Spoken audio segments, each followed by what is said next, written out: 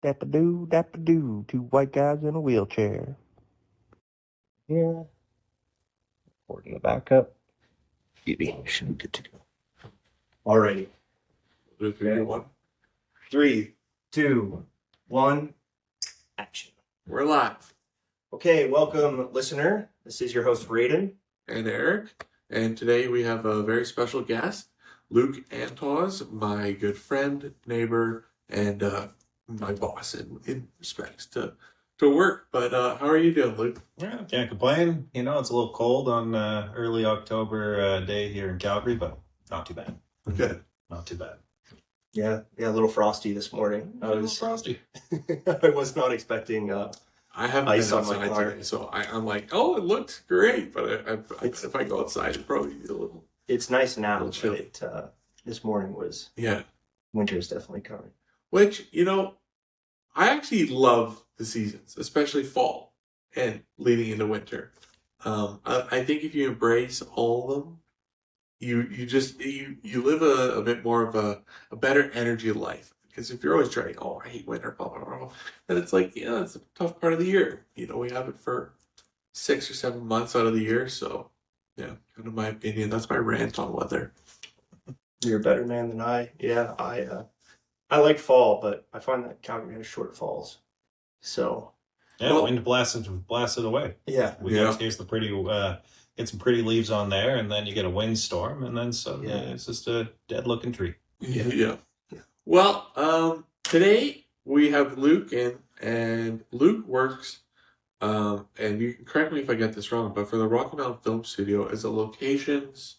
I'm a location manager who's working on a show that the past couple shows I've worked on have filmed at the Rocky Mountain Film Studios here in the city of Calgary. But otherwise, the best way to look at me is I'm a contractor who's contracted show to show to show. Okay. Yeah. Okay. Well, I guess I'll pass it off to Rain for the little preamble here, but we're kind of just wondering Rain, do you mind taking the reins a little bit here? Yeah. I guess my question for you, Luke, is, well, one, how did you get into this? But can you start us from when were you born? What was it like? What was it like growing up? Where were you born? Mhm. And how did that windy path get you to what you're doing today? Well, I was born in August 12th, 1988. Town or city of Scarborough, Ontario, as I think it's maybe mistakenly considered an outlying city or suburb or whatnot of Toronto. Mhm. We moved here, when I say we, I should say I moved with my parents because I was 3 months old when I was 3 months old. So I was effectively robbed of the chance of saying born and raised in Calgary. But we moved to Calgary when I was about 3 months old and in the late 80s. And I just kind of lived my youth kind of growing up. My dad is a retired orthodontist. So he had a practice in the northwest of the city. I grew up mostly, some of my early, cognitive function memories really begin in the Scenic Acres area as a youth. I just went to first I went to Catholic school, and then I went to private school, and I hated private school after 7 years and Yeah. having to wear a tie and a suit. So I went to public school in Cochrane, Alberta, Cochrane High. Go Cobras. Yeah. I think so, yeah. Yeah. And then I graduated in 2006. I decided to take a year off of in between high school and figuring out what I wanted to do, where I just worked at Toys R Us. It was a great job. Which one? Store 42 at Market Mall. Okay. And then I shifted to Store 24 on McLeod Trail. When you know that one? Yeah. Yeah, that was... Are they still around? That one's still around. Okay, cool. Yeah, the one in the northeast in Sunridge, or near Sunridge, closed recently, unfortunately. But and then my original one in Market Mall, they're closed. Yeah. But and then I worked there. And then my second year after high school, I went to audio school. I wanted to be an audio engineer. I was a big fan of Deep Purple and Led Zeppelin and the like. And distinctly remembered that Machine Head, Deep Purple's best album, or arguably best album, my favorite, they had Claude Knobs, who was their audio engineer, featured. What a great name. Claude Knobs, right? It's a great name, especially if you're working with knobs. Yeah. Right? Exactly, like an audio engineer would. Nowadays, it's probably all on the phone, but what do I know? I wasn't very good at it, I'll put it that way. And where was this school? Oh, it was a place called the Academy Production Recording Arts that was in the city of Calgary. It has since, the building itself has been demolished. It was a office in Victoria Park. So I think Victoria Park in the city of Calgary, year 2007, 2008-ish. You know, a bit of a different vibe to the neighborhood than you see now. Now it's a little more glitz and glamour, let's call it, in our own way. Yeah, and then I took everything though from that class, and then I used it to end up going to the University of Lethbridge from 2008 to 2012, where I studied new media, made a lot of good friends, and yeah, and then to answer your earlier question of how I got in this industry, after I graduated, I was working at a cell phone kiosk at Cross Iron Mills Mall. Oh yeah.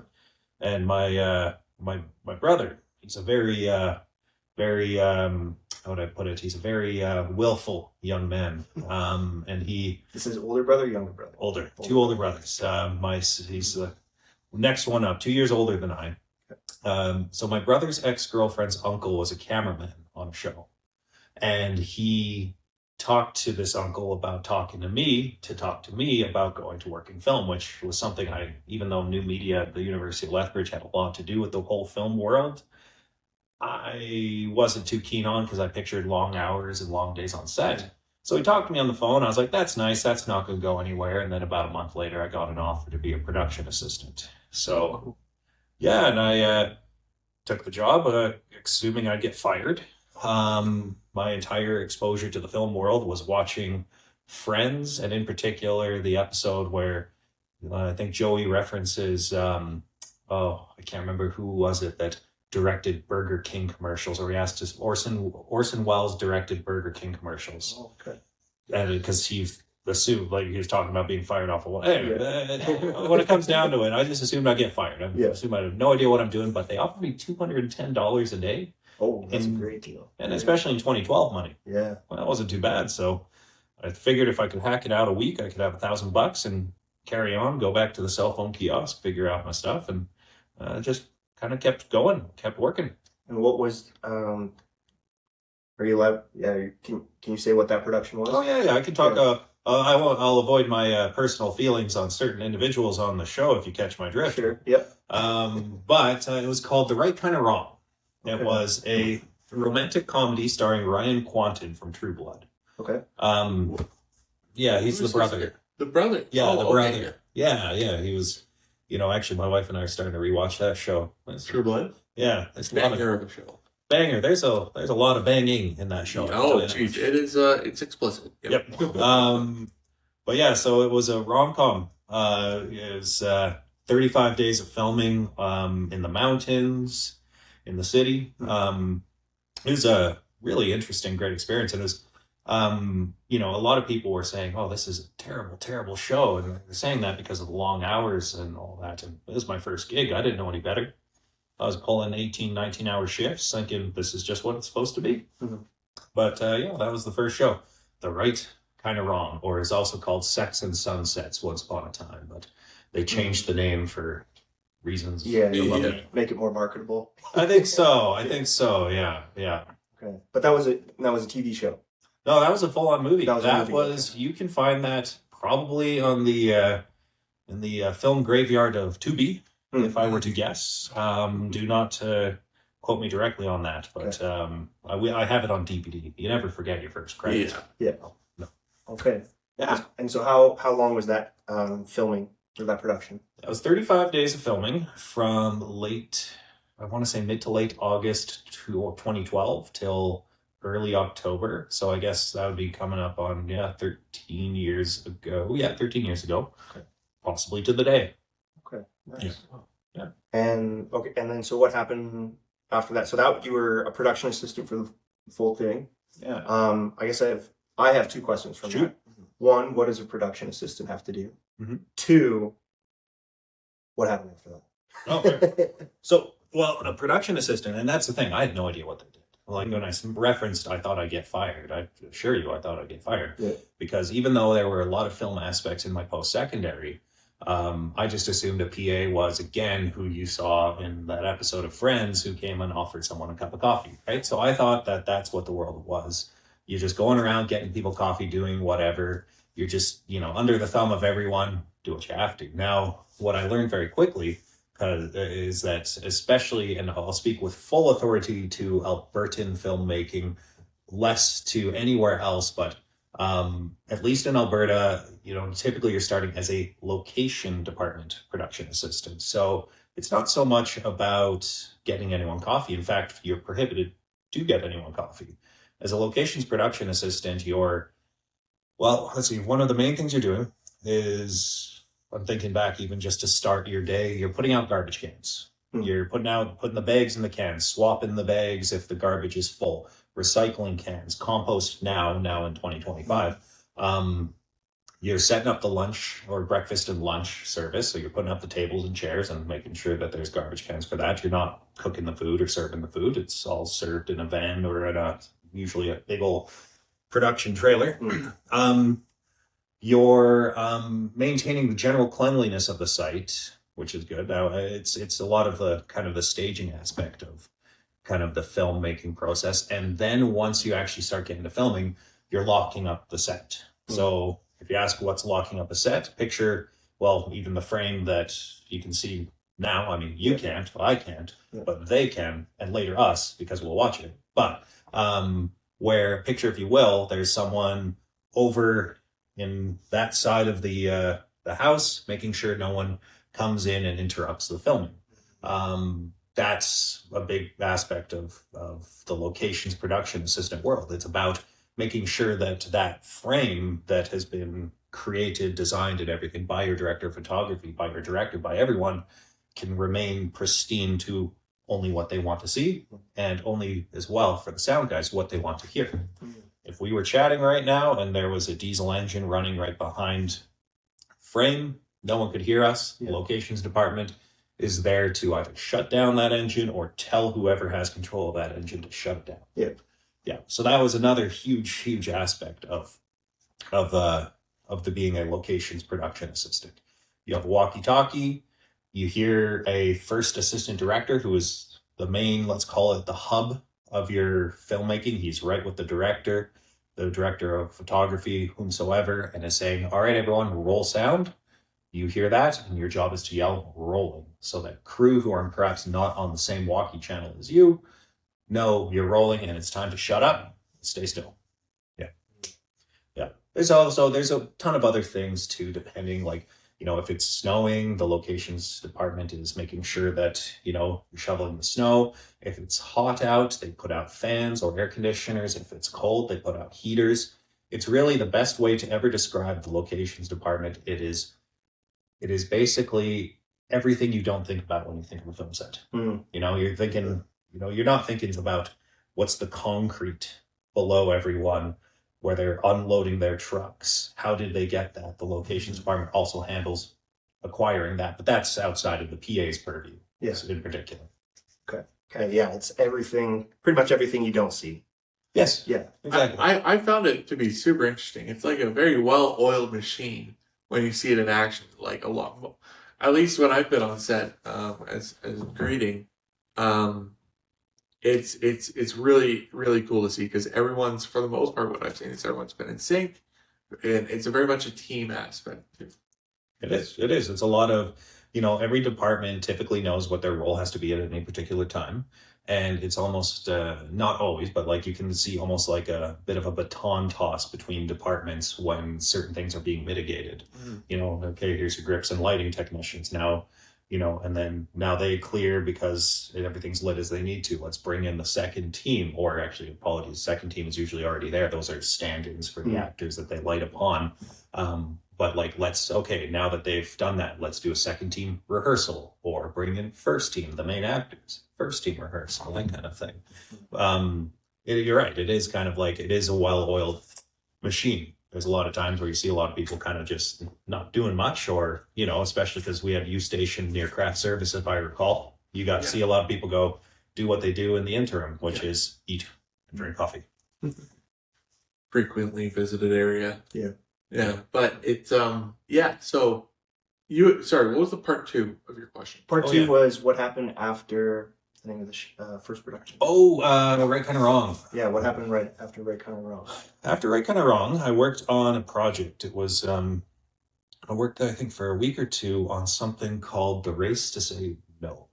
It was a production that was going to go film in the now Mini Snee reserve lands west of the city.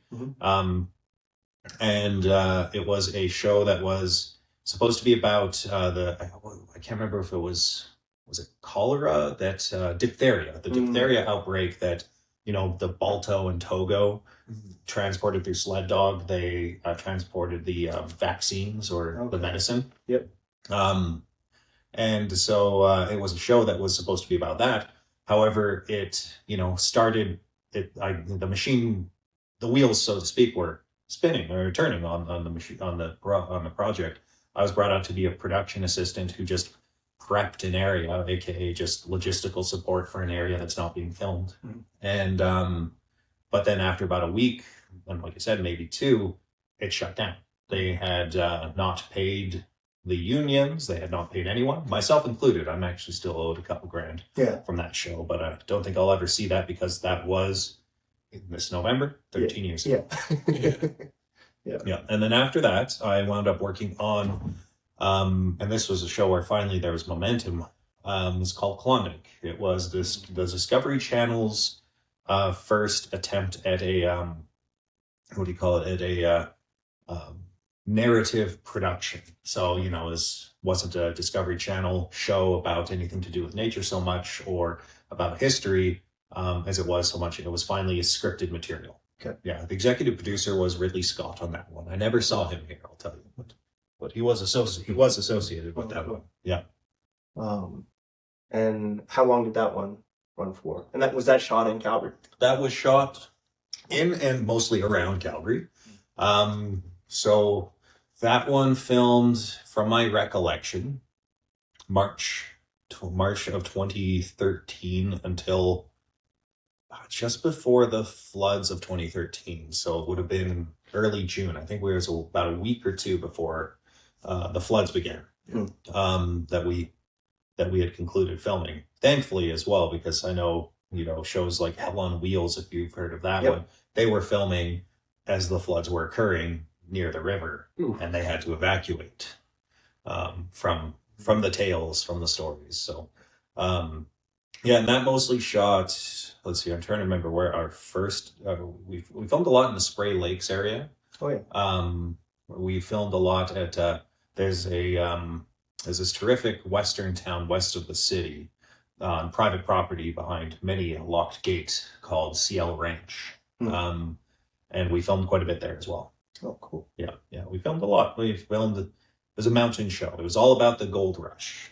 So Richard Madden, your boy from Game of Thrones, he was the main star of that. I remember. Okay, this is clicking. Is the year where you saw it? I haven't seen Klondike, but I remember seeing commercials. I do have the DVDs if you ever want to watch them. I will take you up on All right. Awesome. Yeah, no, it was one of my fondest memories of that show as well. Is one of the last scenes they ever shoot is at an orange farm, which of course you don't really have orange farms around the city of Calgary, no, but what you do have are props people with a lot of oranges. So I ended up finishing that show. They gave me a big old crate of oranges, and then I bought a juicer. And my first day off, at the time, what I do when I finish a show is I'd shave my beard to just a mustache. I'd let it grow for the whole show and then shave it. And I remember this summer breeze as I was juicing oranges, some lovely afternoon, drinking a beer, and with this giant box of oranges. That's also another Lord of the Rings guy. It was Martin Kasakis's props bin. He was Galadriel's husband. Galadriel. Oh, okay. That dude. Yeah. Wow. Yeah. Anyway, that's That's cool. Yeah. Did you have to go up to a tree and place oranges on the tree? No, thankfully how they shot it was they shot at this great filming property called Albertina Farms that's southeast of the city, where they still have native prairie grass that's, from time immemorial. Where they shot didn't really feature any trees around, but had loaded period era carts with oranges. Yes, exactly. Yeah. Okay. That's clever. Yeah. Yeah. Okay, so that was Klondike. What year would that have been? 2013. 2013. You got it. Okay. Yeah. Okay, so at this point, you would consider yourself, okay, this is what I'm doing now. Like, I like this. This is a good job, or that hadn't clicked yet. You were still like, all right, okay, if this doesn't pan out, I'm gonna go back to the kiosk. Oh, yeah. Well, at that point, I was like, yeah, I'll just keep going. Yeah. A plan for afterwards if it didn't pan out. I didn't have one yet. It was, let's see, it was a show I did after that was something called Forsaken, starring Kiefer and Donald Sutherland. Okay. That one, at the end of the show, had unfortunately defaulted, left a couple people unpaid. And so I was fine on my end, but I remember thinking to myself, 2 out of 4 shows I've worked on have left people in these positions. Is this a career I want to keep in? But honestly, the money was good. As long as I was comfortable weathering, let's call it the proverbial storms between each show, because really film itself is a very boom and bust economy, especially in Calgary and area where we're not like Vancouver and Toronto, where we're fielding 50 shows a day, or sorry, in a year. We're usually fielding between 5, maybe 10 through a year. So yeah, you kind of, on my end of things, I just figured, well, I'm still young. I'll carry on with this and see where it goes. And the work kind of very luckily kept coming. Yeah. Okay. Yeah. So I guess after, was it Forsaken? Yeah. So where did what was the next project you worked on after that? After that was Fargo season 1. Yes, I had actually, and then this happened on this Klondike show. This happened to me, and then Forsaken, I worked in a different role than production assistant. I worked as a trainee location manager. Okay. Trainee location manager was picture someone who just kind of managed the production assistants. As I talked about, where you're locking off the shot. The trainee location manager is typically the one saying, you over there. I want you deep, and if you hear any diesel engines, shut them down. That's the part of the role of a trainee location manager. It's the first step of administration in the location side of things. So I worked on Klondike for the last 2 weeks of the show. I was upgraded to trainee. Forsaken, I was a trainee, and then Fargo, I was the trainee location manager, where it was a very interesting shoot, I'll tell you that much. It was a lot of hard work, long hours in the bitter, bitter cold, because the winter of 2013 we had heavy snowfall right away. And I want to say, well, I know we went to camera November 4th of 2013. Might be wrong if anyone fact checks that, but and it was immediately, feet upon feet of snow. Yeah. But yeah, and that was the only thing I'll mention, though, just before that point, I was a production assistant on Fargo, same show still technically, where we used to have this great empty hospital building.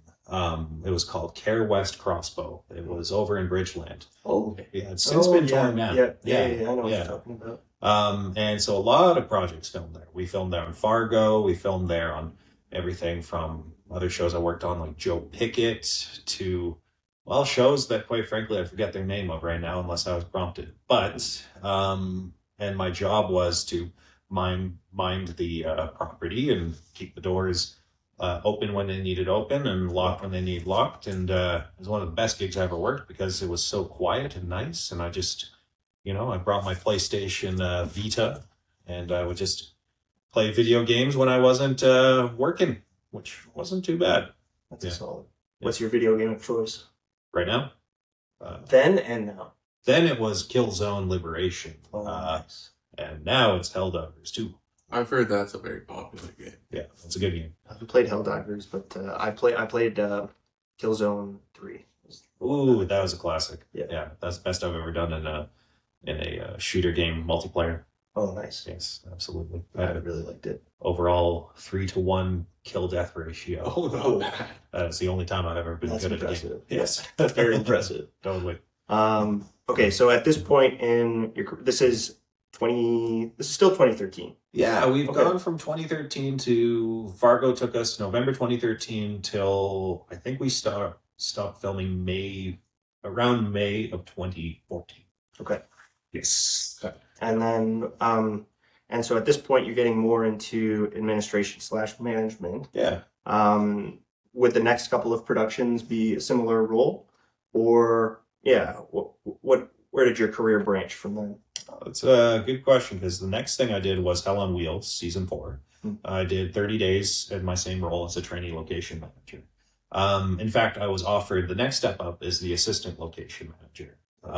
They like to say that's where you start, really getting your feet wet in the world of filmmaking.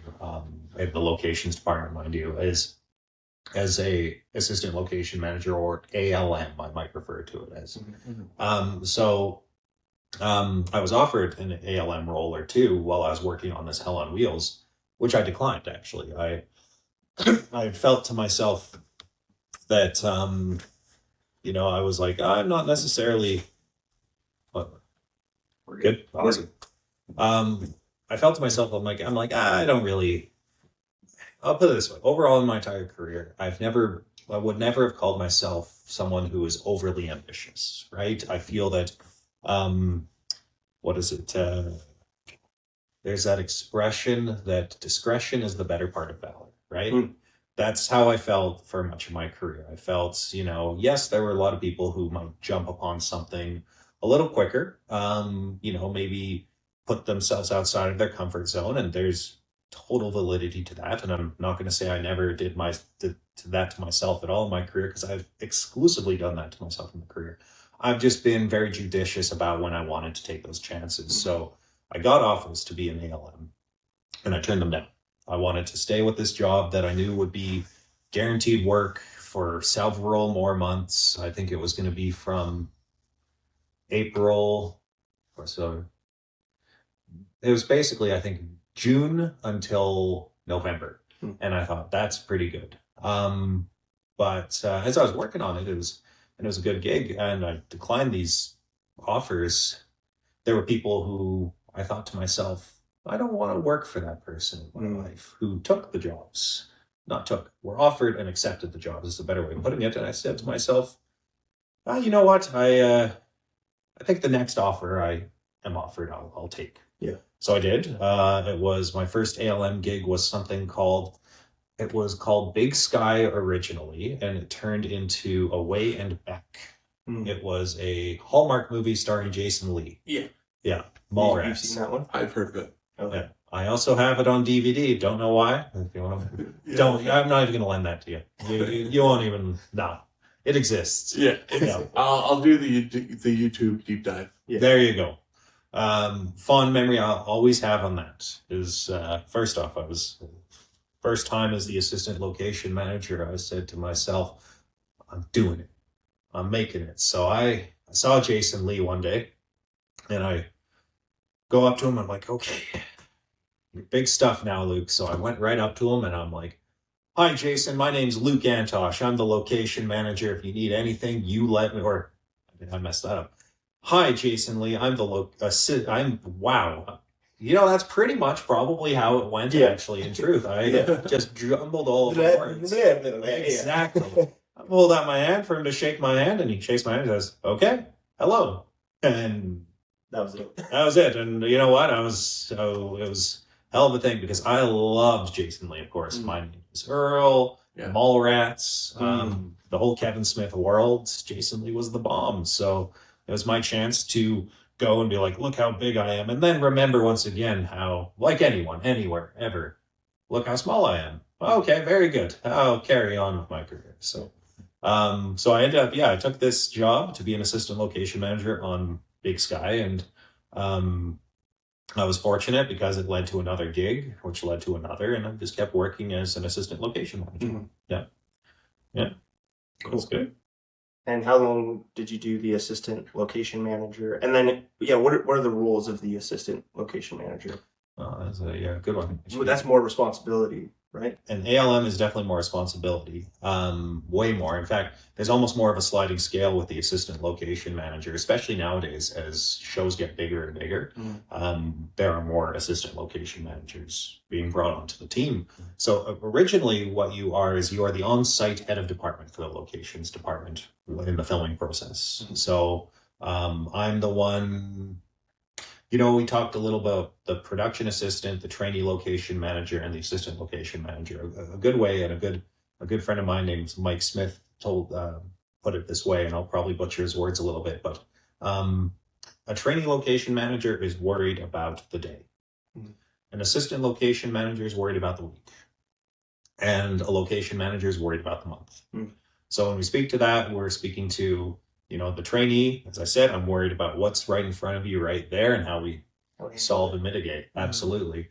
Whereas as the assistant location manager, your mindset has to shift a little more to where are we tomorrow? Where's everything going tomorrow? How do I facilitate those logistics? Where do we have our lunchroom that we have to set up, or background processing where they get the actors who are background actors all, hair, makeup, and wardrobe. Where are we doing that? As an assistant location manager, if I'm not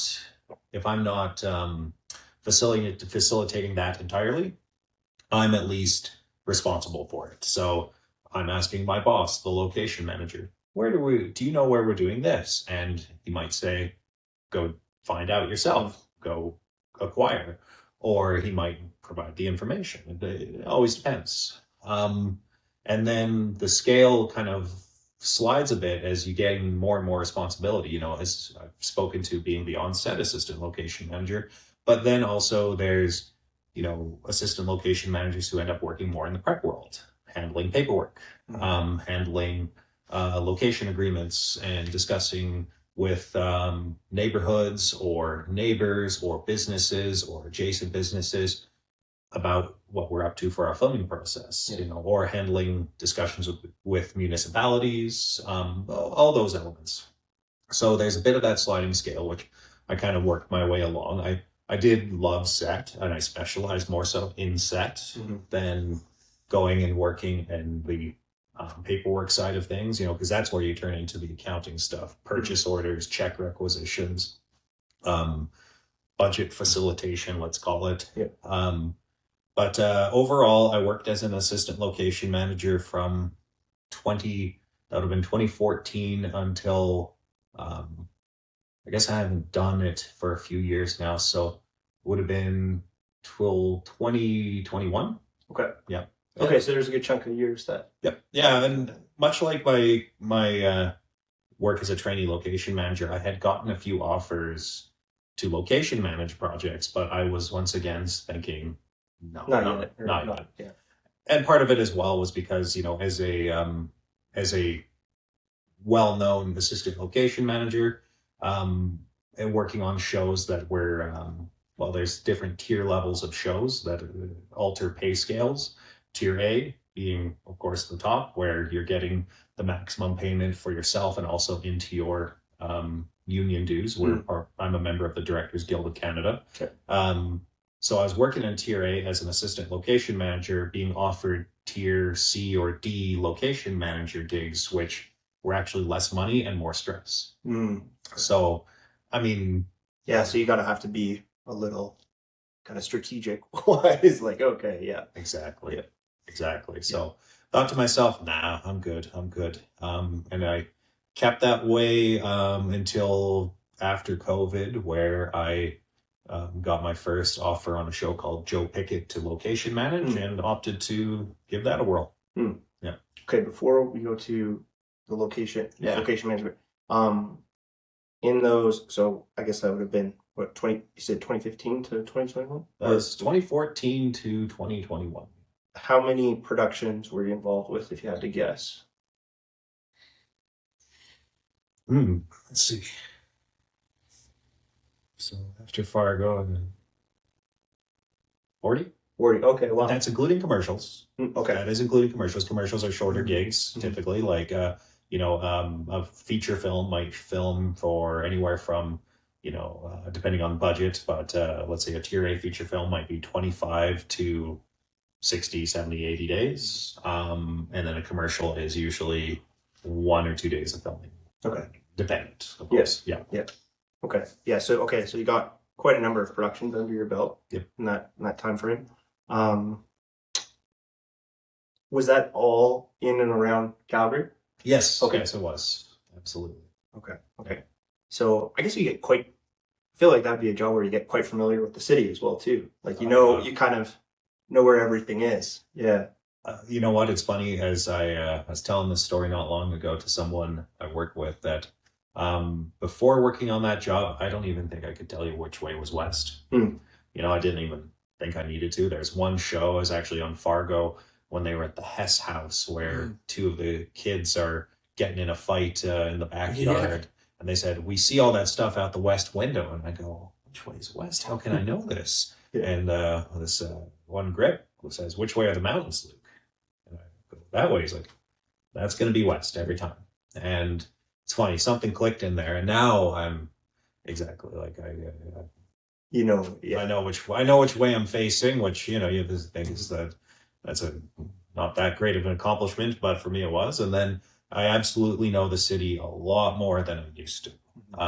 It's kind of funny. You get to, when I get really philosophical, I'll like to say that the great thing about being a location scout is that you are one of the last explorers. You are exploring, you are trying to find something that is just been conceived of, right? So you don't even know if it exists. And so you're just out there, and it's, now mind you, it's not just getting your car and drive. There's tons of research that goes into the location scouting process. But so I found myself having to investigate and inquire into an aspect of this city that I never thought of before. Yeah. Oh, that's really cool. I like that way of putting it as well too. Yeah, it's if there's any explorers out there, what profession to get into. That's right. Exactly. Location scouting. Yeah. Absolutely. A follow-on question I have for that is, where are most things filmed in Calgary? Is there places like there's more filming done, or is it pretty even throughout everywhere? No, there's always going to be places that are more concentrated. So of course there's going to be your stages, right? So the city of Calgary. Now, when I started in the film industry, we didn't have dedicated stages. We had what we called retrofits, which was you rent out, lease out a warehouse space, and you build your studio within. You build your sets within. Now, years later, we started with the Calgary Film Center in the Foothills Industrial, which was the home of Ghostbusters. Was one of the big ones. Tin Star, an English series that I worked both seasons. I shot here with Tim Roth in it. Okay. I watched the first season of that. I like that show. Yeah. I was the I can't remember. I think I was the even block assistant location manager, and a block is basically if you film 10 episodes of a show, block 1 is 2, block 2 is the other 2, and yada yada. So. It's housed a ton of productions, that Calgary Film Center. And then since right around COVID, Rocky Mountain Film Studios came to town, and I might be completely off on their exact start time in the city of Calgary, but they since then they've built multiple purpose-built studios in the city, which are designed for the intricacies of filmmaking, which, well, I won't belabor too much. We're weird. We need certain things in certain fashions whenever we're building these sets within these buildings. And so, of course, your studios are going to get a ton of filming. There are neighborhoods and the like that have upticks of filming. So Inglewood is a great example. There's been a lot of filming in the Inglewood area. I haven't filmed there recently for some time, but there's nevertheless... so there's the Inglewood area that comes to mind. There's Stephen Avenue, can be a very popular spot, though difficult because, of course, it's a busy. Yep. There's certain neighborhoods that see a lot of filming, but then moving outside of the city, we have towns that will see a lot of filming.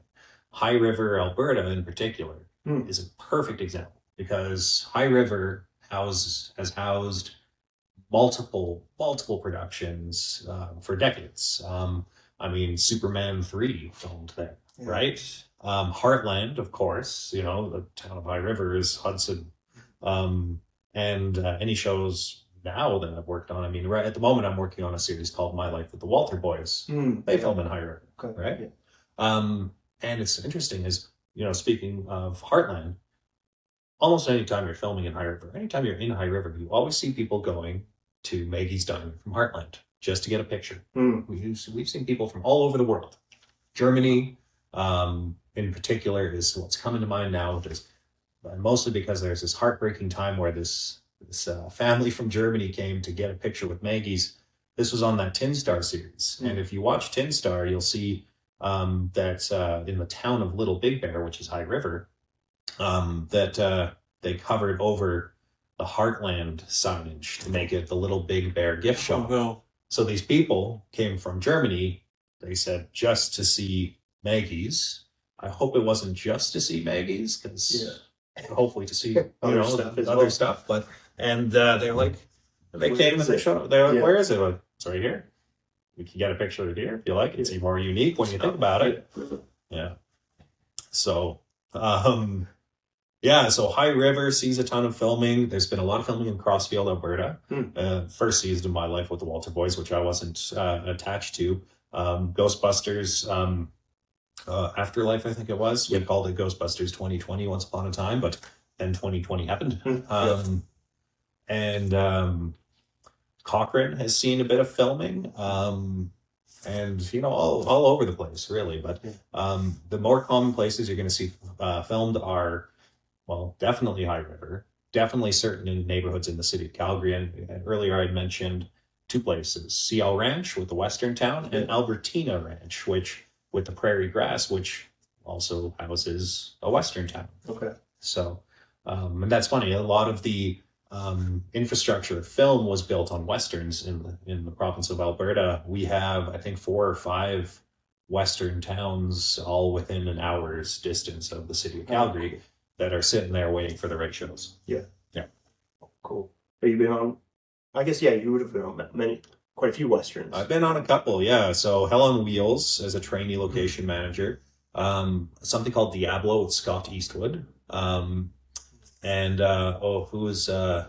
that fella from the White Lotus that everyone loved because he... the Australian guy? No, he was the... What season? Season 3. He was dating... He's the character who... Well, I don't want to go into spoiler territory. Even though everyone... he's the guy where everyone's like, wow, he's made ugly hot. Walton Goggins. Thank you. Yeah. Thank you. Yeah, his hairline. Yes. So Walton Goggins was in that one. And then I've done actually, so even though I've worked as a location manager now for a while, I still like to be a production assistant here and there when there's not much else going on. One, for bills. Yeah. 2, because I kind of want to keep myself reminded of what it's like to be out there at midnight, you know, what it's like to be out there freezing my butt off, you know, like it's, so I worked as a production assistant for a bit on Billy the Kid season 2 and for just a couple of days on season 3. Okay. Yeah. Cool. Okay. Wow. And okay, so I think that takes us to location management. Location management. Yep. And that was 2021?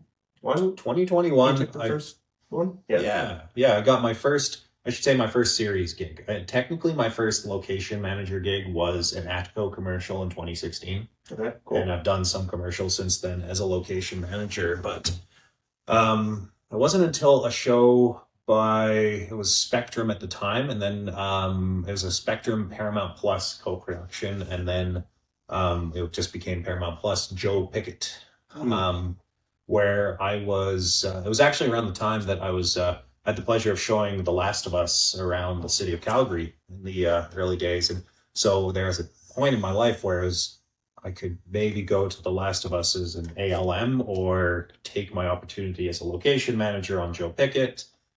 I went for that one. The conditions were perfect. I was the location manager, but there was a supervising location manager above me, and I was working with producers I knew and trusted. Yeah. So I felt the smart move was that to do Joe Pickett.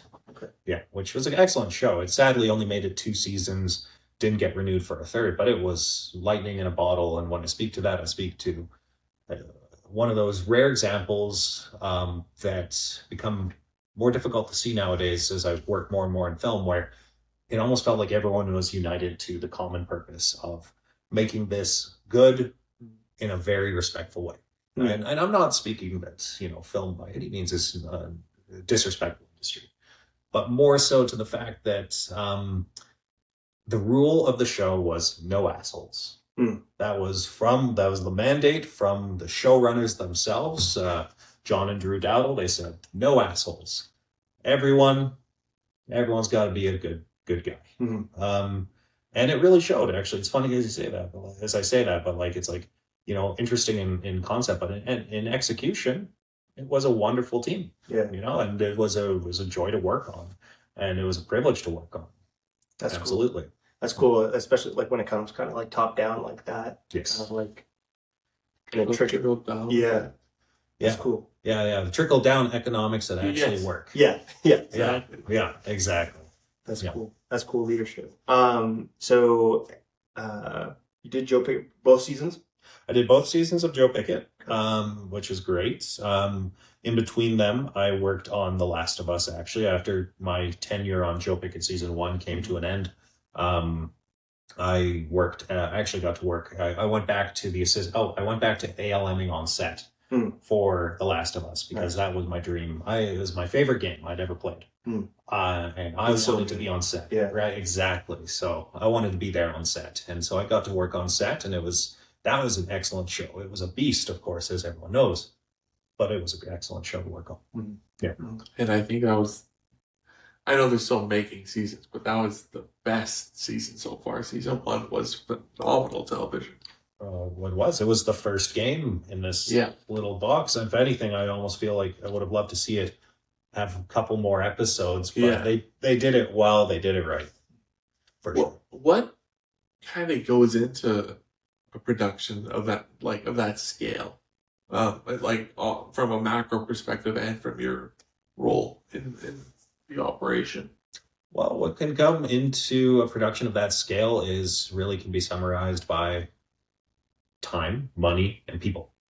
And not all shows have all three. I'm not going to do the old, so when you're older, you have time, but no money, that kind of, but like a similar paradigm does exist with the filmmaking process. Now, I can't speak to the highest level of the studio side of things, but I'll speak to actually something with authority of at least the early stages of working on The Last of Us, where I actually worked with the City of Calgary Film Commission to help bring the show. It was a very united effort. I was just the guy lucky enough to get asked to do the initial photo package. So anytime a production, or I shouldn't say any, but many a time, if a production or a producer is interested in working to see if something would work in a particular jurisdiction or city, they'll contact, if that city has a film commission, they'll contact the film commission for a photo package. A photo package is basically you're either sent a treatment, a rundown, a slug line, or a script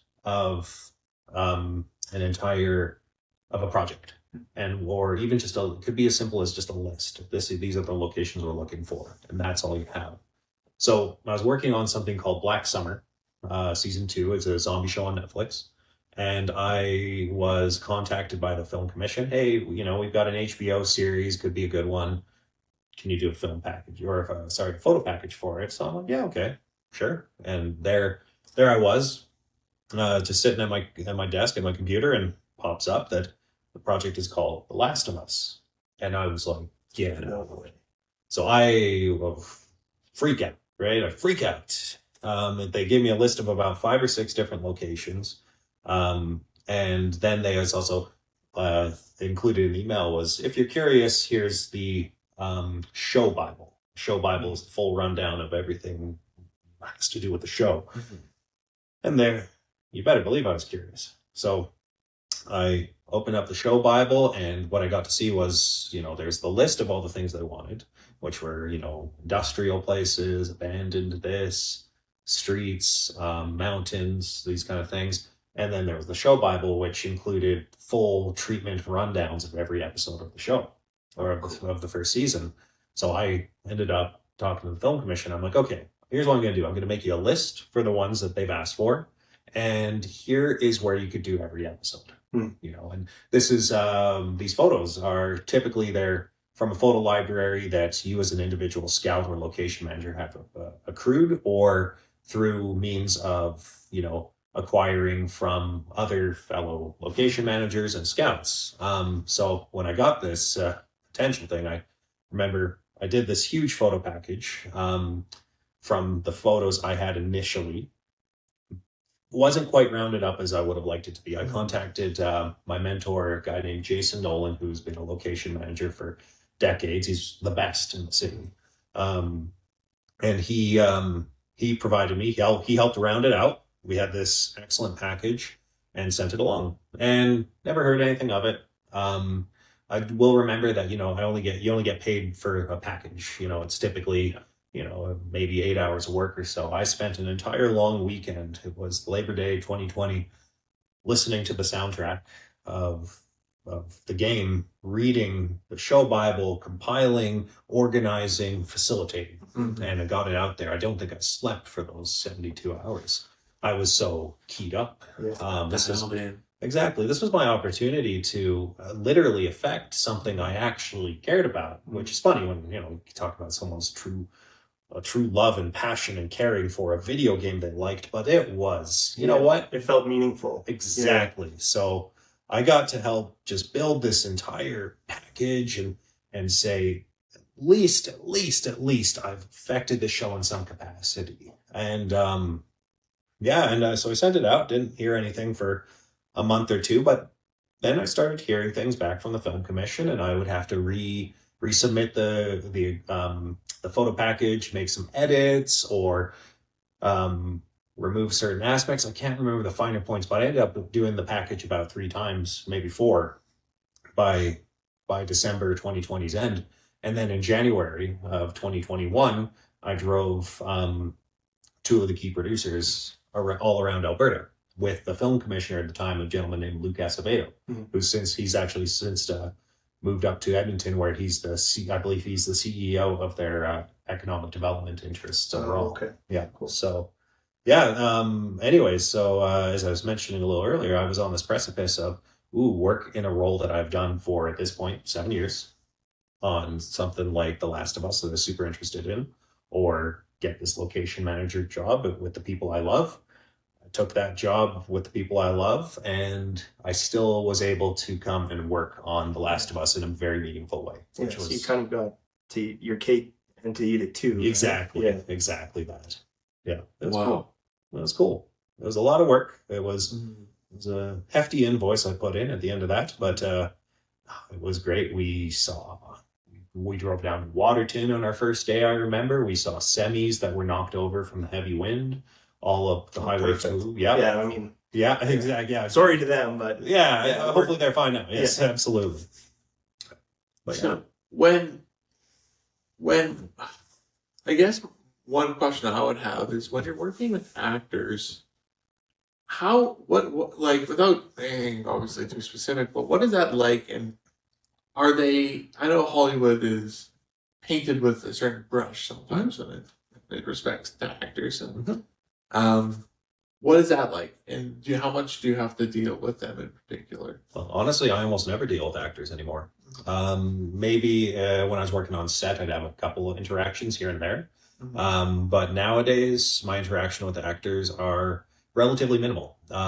It kind of comes down to, the most I see actors now is if the studio or the producers have approved a site visit, perhaps for let's call it a key individual, be it a property owner or a governmental representative, I might be interacting with the actors with the producers full thumbs up, and then nearby, of course, to help get the picture taken, kind of thing. that's ultimately it. Like, my world is quite far away from the actors, and in fact, when you work as a location manager, you're not so much worried about the day of filming itself. You're worried about what happened yesterday, and more importantly, what's happening tomorrow. How to move the production along as smooth as possible. Exactly. So, like, there'll be certain times where, let's say an actor has a certain thing in their contract or in their comfort level where it's like, hey, they might want to have their own space to relax away from the crew and perhaps other co-stars. I might be talking with the property about if there's another space where this person can go in advance. But even then, it's usually the assistant location managers on set who are helping mitigate that. So, less actors these days, which is good and bad. I've met some incredible actors. Kirsten Dunst was one of the nicest actors I have ever worked around in my entire career. That's really so cool. nice. What was she? Oh, Fargo. Fargo season 2. Yeah. Yes, sir. She was, are her and Jesse Plemons married They are married. in real life? They are Okay, married in yeah, real life. because they were the couple in Fargo season 2. Oh, cool. And, they're also That's where they married in real life. That's where they met. That's where they met? cool. That's where they met. Oh, okay. that's Pretty, cool, yeah. I shouldn't say it. I don't know their whole life story, but I believe they met on Fargo season 2. Oh, cool. Yeah. That's really cool. Do you have are there some productions that really stick out in your memory? Yes. I had mentioned that show Diablo. Yeah. That was this perfect mix of brilliant people at the head of, certain departments and interesting people at the head of certain departments. So when I speak to that, we had, it was my first time getting to work with, the producer I love working with, Linda Ambery. The first assistant director was a gentleman named Mark Ambery. The two are married. And it was my first time getting to work with both of them, and it was an absolute delight. I'd worked, this was my first time truly working for that aforementioned Jason Nolan. He was the location manager on the show. I was his ALM. He was a lot of fun to work with. We worked very well together on that. And that one will just always stick out as just that perfect show. It was right in the middle of summer. Come to think of it, it filmed in September because our second day of filming was Snowtember, if you remember where all the trees got rolled. Yeah, I do remember that. Yeah. So no, that's going to be one. Last of Us will always be one that sticks out in my mind. Ghostbusters for sure. Those are just more for the story, being able to say I was there. But Tin Star, going back to it, Tin Star, really ultimately every show I've ever worked on, when I really think about it, has been a terrific one to work on. Yeah. I guess my next question is, there have obviously been some really big productions in Alberta in the past 10, 15 years. Some that come out to mind. Prey, the Predator movie, Interstellar, The Revenant.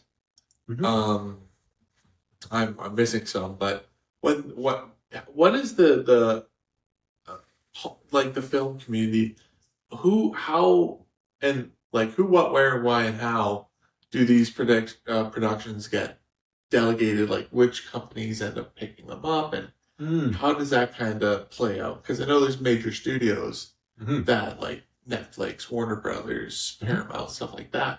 How do they choose on a local level?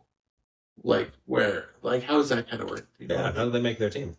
I'll tell you that, but do you mind if I use washroom first? Yes, absolutely. Yes, Awesome. for sure. Yeah, if you don't mind. Yeah. Sorry. Hell yeah. All right.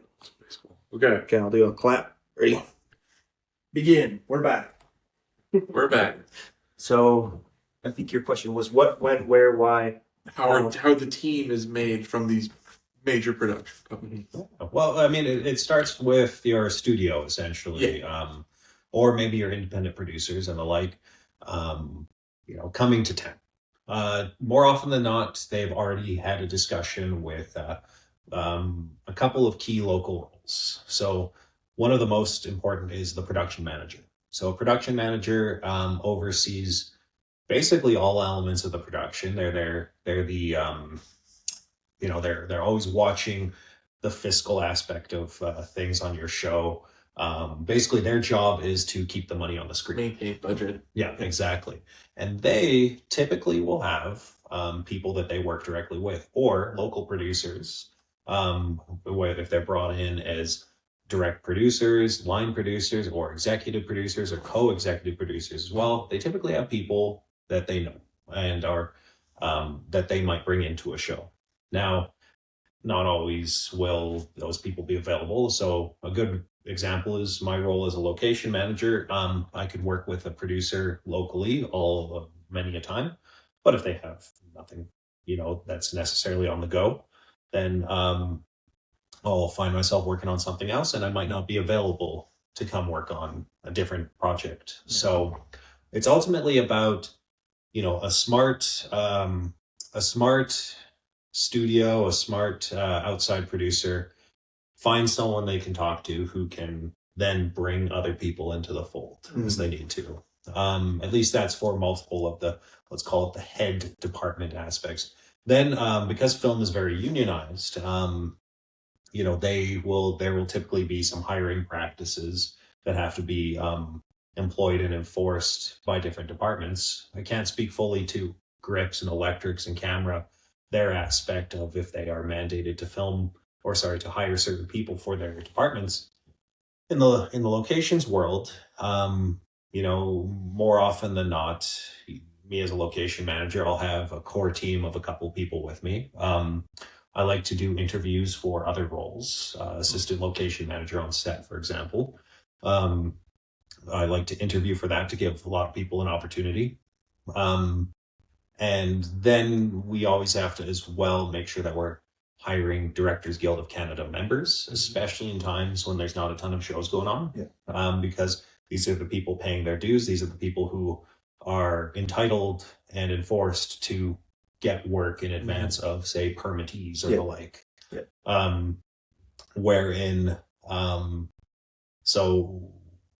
So really it comes down to, to even just summarize and take a few steps back. The studio hires the producer, producer hires production manager might hire certain heads in congruence with the producer. And then those heads will usually take care of their own teams. Okay. Yeah. Fascinating. Yeah. So in our timeline that locations manager, what's like, I guess it's different depending on the show, but what is the runtime of a typical feature length TV show or even a movie, depending on the shoot? Yeah, like the runtime of my the work, my tenure on it. Yeah, depends. So it depends on a few things. One of the most critical aspects is it a new show or not? If it's a new show, that means that I need to be hired ASAP with ideally a scout or two with me to look for locations to populate the scripts. If it's a show that's already been filmed before, there's less urgency in that aspect. There's still, expediency. Like a location manager is typically one of the first people a project is going to hire outside of the producers, even if it is for a recurring show, because there are typically contracts that need to be re-upped in between seasons of projects that the location manager will facilitate, or new locations that will show up in the scripts. But to walk us back, to give us the overall timeline, so I've mostly worked on 10 episode series, and I would say that those are often operating at around 90 to 110 days of filming itself. And so using previous projects I've worked at as a litmus for that, if we filmed for 5 months, I'm typically working 3 to 5 months in advance of that, depending on those other variables I mentioned. And on top of that, I'll often be working for, at minimum 2 or 3 weeks after a project, but more often than not, a month to month and a half after a show as well. So it's an advantage actually of the locations department, because other departments might just operate really orbiting the immediacy of those, 90 to 110 days of filming. my world is is very much mired in the before and the after. So a location manager's role typically extends quite a bit further past just that period of filming. The typical run. Yeah. Okay. Yeah. Well, I'm gonna ask you a couple personal questions now. Some the heavy hitters. All right. What are some, obviously being in film, you must have some of your favorite TV shows and movies and ones that have really impacted you. And I'm curious as to which those are. So outside of any that I've worked on, or like Outside, just in my life? just in your life that you've seen that you've really connected with and have had an impact.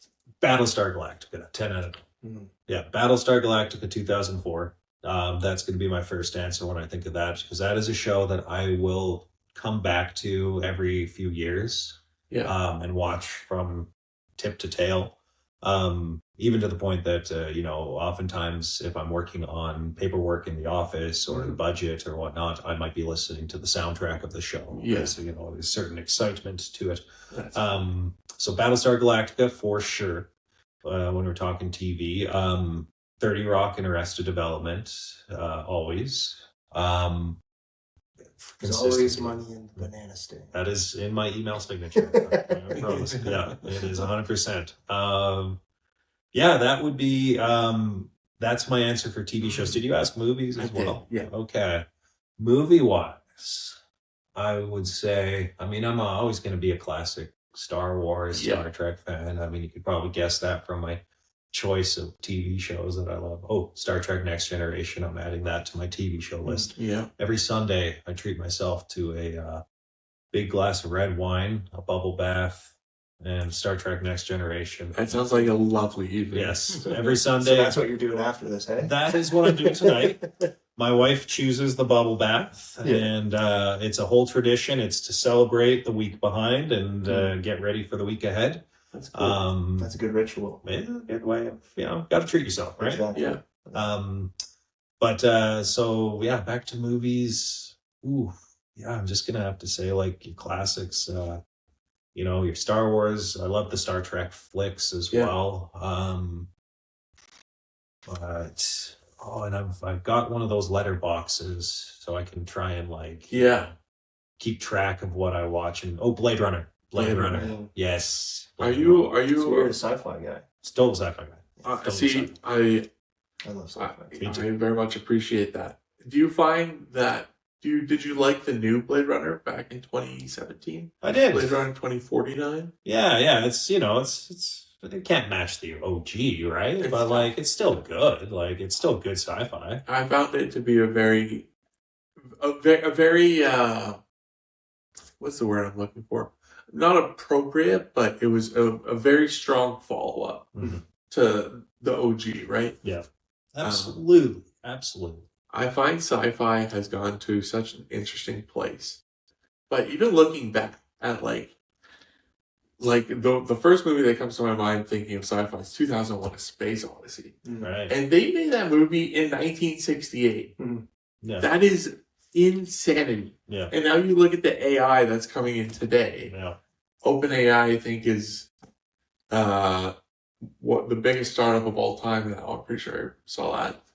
And that company uses more electricity than the city of Los Angeles or something like that, which is just insane. But I think sci-fi as a genre, I think there are so many new avenues and current topical avenues and just future stuff that they can really dive into. That's super fascinating. I think it's really cool.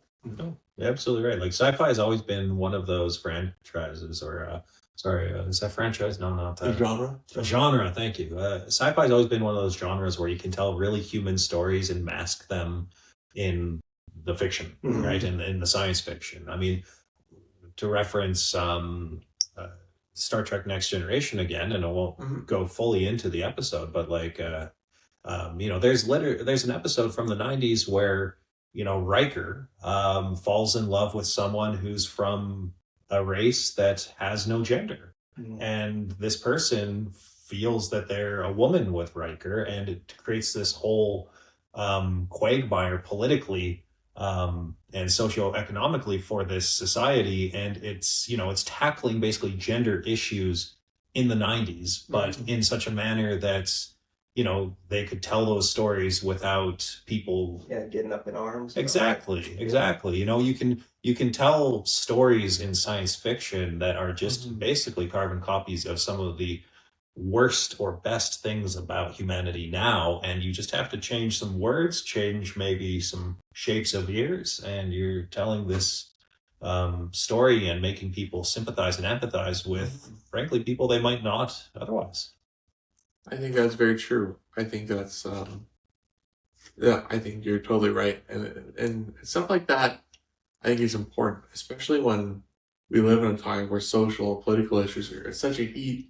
But when you actually get to these forms of entertainment, whether it's TV or movies, and they're able to talk about these issues in an elegant and meaningful and kind of inspiring way, I think that serves a huge purpose in society, and I think we need that type of stuff. I think we talked about this earlier. My only thing is it's got to make sense with the story.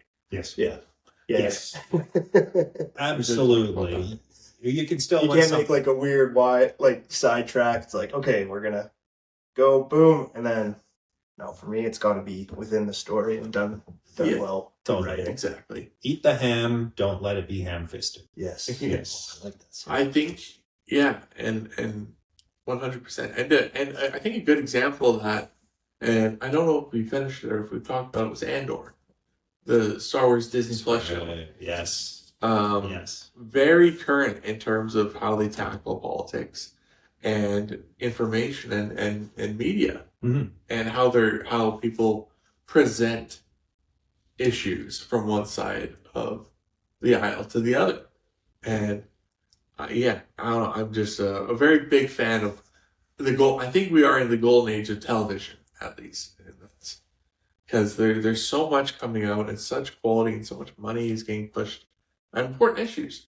So, and I mean, there are shows and movies that really affect people. Well, I think it's a very powerful medium. Yeah, absolutely. Super. Yeah, I think it can move a lot of people.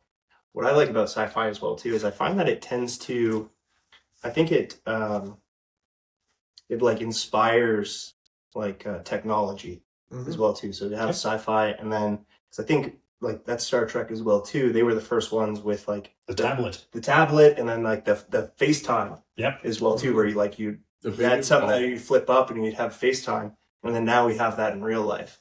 So I think that's like a cool part of sci-fi as well too. Yeah, the dystopian nightmare parts kind of scare me a bit. Yeah. Once we get to Skynet, we gotta Black Mirror. Yeah. I've always been a Swords and Shield guy for the most part. Like my favorite film trilogy of all time would be Lord of the Rings, and TV show would be Game of Thrones and that universe. But I think they're both so important and so good. Like, yeah, I don't know. It's something I have a hard time talking about because it's so important to me, and I find that these shows and movies really, they have an effect. And I like to think you can learn something from everything you watch, for the most part, within reason, right? But you can take a lesson out of something that if someone puts care and craft and their time and energy into, I feel like 9 times out of 10 you're gonna take something out. And learn something that you can either apply in your life or in someone else's. So it's my preamble on that. I'm fine with it. I pick up what you're putting down. So and I'm it's so sorry. So in the timeline now to bring it back. Do you have any new projects on the go coming up, or you're working on My Life with the Walter Boys currently? Yeah. That's all I can say for now. Ultimately, I mean, there's always things that might be poking or prodding at availability down the road. Projects that I might have had some discussions with months ago or even years ago. But no, nothing I'll put it this way, nothing I'm allowed to talk at about. Liberty to at liberty to divulge. Yes. Yeah. So and right now you're location manager Yeah. for that show. Yeah. Or the production. Mhm. Do you see yourself staying as location manager kind of at least indefinitely, or is there something that you, something else in the production world that you could see yourself doing? It's a good question, and it's honestly one I don't have a perfect answer to because I've kind of built my entire career with not actually having goals, believe it or not. I mean, Kind of just taking the opportunities as they come a little bit. yeah, and Day by even, day sort of thing. exactly. My mindset is, you know what my goals are. I want to make sure I can retire at a decent enough age that I can enjoy life and traveling, maybe without getting too old, and you know the hours and the stress levels in film might preclude that. Um, but no, you know, I mean, it's a good job. The interesting thing about working as a location manager, and I guess really probably any department, but only speaking to my authority of it, is that you know no one day is like the other. The interesting thing about filmmaking or contributing to filmmaking and TV and working on TV shows is there's always variance, right? So on any given day, there's a new problem to facilitate or to figure out, new access to facilitate. There's always interesting elements to the job. So if you ask, will I keep being a location manager? The answer is absolutely, as long as people will have me. And if there's anything else I want to go down, I mean, sure, I might be curious about other things in the future, be it seeing what kind of world I could find in the world of being even in production management, or if I wanted to consider maybe one day writing and directing my own thing and producing, which would be the most difficult part because you have to find money for it or people who want to volunteer. You know, there's always kind of that thing in the back of my mind, but really, I like to just think right now, main goal that I have is just enjoy my job and make sure I can pay for my utilities. Yeah, fair enough. Fair enough. Yes. What if you were to write something and try and produce it?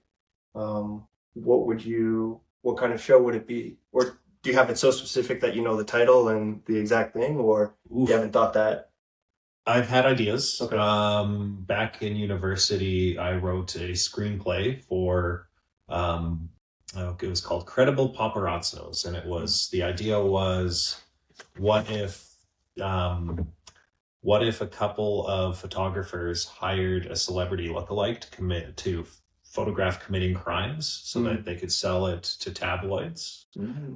So the whole idea was I wrote it back in 2012, so it was a Justin Bieber type, and a couple of guys. One was as I recall, he was a nature photographer, who, you know, with the declining interest in the magazine world, lost his job, and he had a friend who was a paparazzi guy, and they, you know, basically teamed up and went ahead with that whole idea of, you know, hiring some young drunk punk to commit crimes and dress him up the right way and sell it and make it big. That was something I thought of way back. I don't know if I'd ever carry on with it. Another was the idea of going back to sci-fi that I love so much. I mean, I'd love to take, you know, as I mentioned, we have a lot of Western sets. And I'd like to take the idea of, you know, basically what would mankind be like if they had to forcibly resettle another planet. So the idea was it was a full treatment for a project long ago that was, it was called Prosperity. And it was about, the idea with Prosperity was Earth is attacked by an malignant alien force that immediately wipes out 1/3 of the population of mankind. And an empire shows up that's at war with this other alien that destroyed so much of Earth and says, we'll help you, we'll save you, Earth is lost. And they take us to a planet where everyone resettles it, and I've always pictured using one of these Western towns as one of the resettled. You know, they don't have the resources or the prefabs or whatever to. That's a really good idea. Yeah. And the idea is that this actually speaks to there's a conspiracy. There is no war. These aliens are just bastards, and they've taken us because we're cheap labor. And taken us off planet to go mine this whatever it is. Let's be called homium. Yeah. Or Unobtainium. yes, exactly. Avatar. Yeah. Ericium. Yeah. Whoa, I like right? that one, Ericium. And they're mine. And so, yeah, the whole idea is like, and there's aliens who are sympathetic to humanity, and there's people like investigating, and it all starts with a murder. Like any good story should start with a crime. murder. Yeah. And it starts with an ambassador is murdered, and a human detective and an alien detective are trying to investigate it, and it just expands. It's been forever since I don't think I have those files even saved, but those are the two things I've thought about maybe doing something like that. I have no idea what I could do with that. And my free time I like to spend with my wife, my dog, my cats, or painting Warhammer. Yeah, Warhammer. Oh, 40,000. Yeah. What Warhammer are we? I got Imperial Guard, Tau, Dark Angels, Tyranids. You got quite a few. Oh, nice. Yeah, I'm a cool guy. What can I say? Hammer's freaking sick, man. It's fun. Well, and now they're doing the Henry Cavill Prime Amazon effort into developing that TV show, which is apparently a monumental task right now. Oh, my bad. That's a nuts show. Apparently, Henry Cavill's very true to the story. Apparently, he's very committed to having a very faithful adaptation, which is not that that's a bad thing, but obviously with studio input and the developer of the game. Well, what is Warhammer initially? I think it was wasn't it Warhammer, but it was set in the past. Well, there's Warhammer and Warhammer 40,000. Yeah. So there's Warhammer that was your typical fantasy stuff, but I think it actually started with 40,000. I might be wrong. I might be wrong. Yeah. Where 40K was like it was a very dry English dark humor project. I mean, where the idea is these are fun. It's fun war games for people in the 80s. Yeah. And then it just kind of expanded and kept expanding to grim dark, as they call it, which is just ridiculously over the top, grim darkness of this future. There is no hope. There's only war. So it's Games Workshop that's behind it. And so I'm sure there are so many studio issues and the like as well, because I mean, the thing about just about any story from Warhammer, and I'm sure they can play it around as they need to, and I haven't read many of the books or anything like that, is you can always make a hero, sure, but ultimately there are no heroes in Warhammer.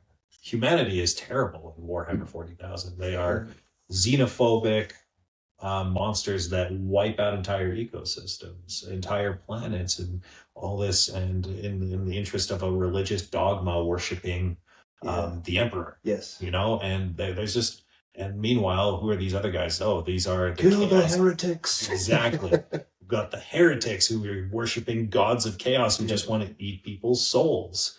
And they're a whole army. There's ultimately no good guys in the whole show. Everyone's terrible. Yeah, you think the humans would be the good guys, but they're like also the world building sounds just insane. So much lore. So much lore. Oh, man, if you think Star Trek, Star Wars, any of that's big, this thing has it's got to be at least 300 to 400 books that have been written in that series. Holy cow! It's a rabbit hole that goes very deep. Yeah. Wow. Yeah.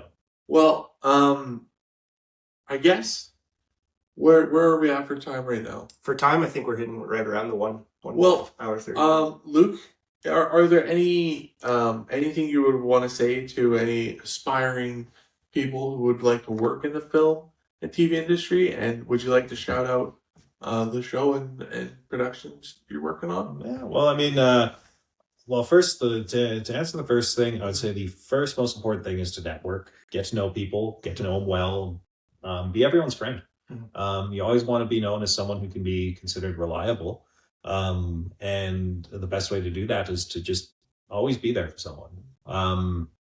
Because you never know, like that person you're talking to now could be the difference between you working or not working in the future. Film itself is it's its own boom and bust economy. You might, when I'm done the Walter Boys, there's the shout out.